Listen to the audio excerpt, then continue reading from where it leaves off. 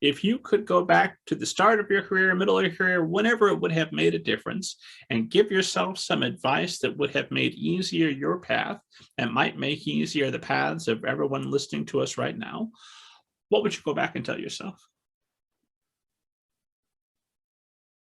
I will tell you what I came to understand is the best piece of writing advice. I'm going to go get it for you. Hold on.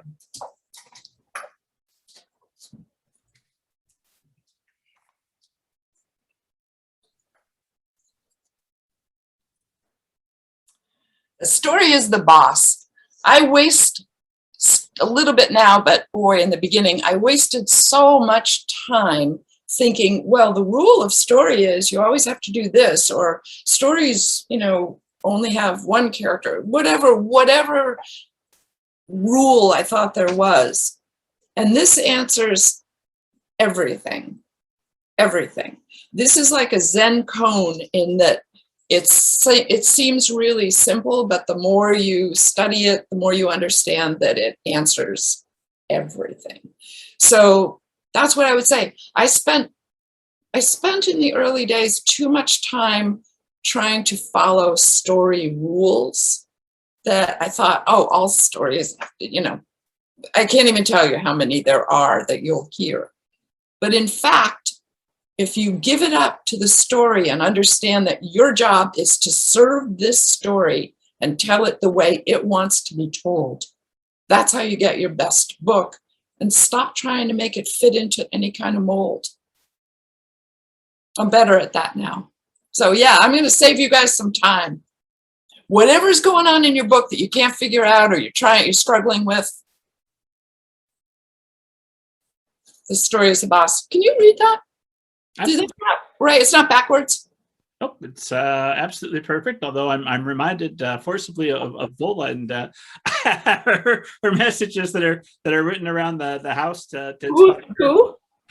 Of oh my God, the Vola. Yeah. Yes. Yeah, you did. Yeah. No, I just didn't hear you.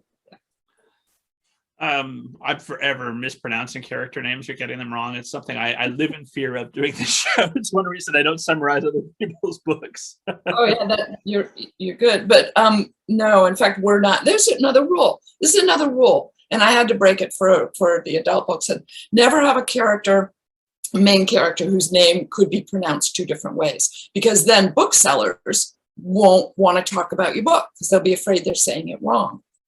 So. Did you not know that rule? That's a great rule. It's not. The story is the boss. What does your story want that to be? It's actually a pretty smart rule. It's pretty smart. Pretty good rule. If you have the opportunity to include a description like the librarian looked like a tossed handful of jewels, bright coral scarf, gold silk blouse, sapphire blue skirt. There are worse descriptions you could write for all of the librarians who might be reading your book and then passing it on to young. Hey, that's a real woman. Her name's B. Booker. I didn't even make her up. So. Oh yeah. Isn't that a joy? Isn't that a joy that you do in your book? Do you sneak little real things in, which are nods to real people? I love doing that. My cat was Polka Dotty. Polka Dotty is just this remarkable cat that shows up in Clementine in Backstory. And that was my cat. And I felt, it was so fun to just honor her that way. So yeah, B. Booker, she dressed just like that. She looked like a handful of jewels. She was beautiful. Beautiful.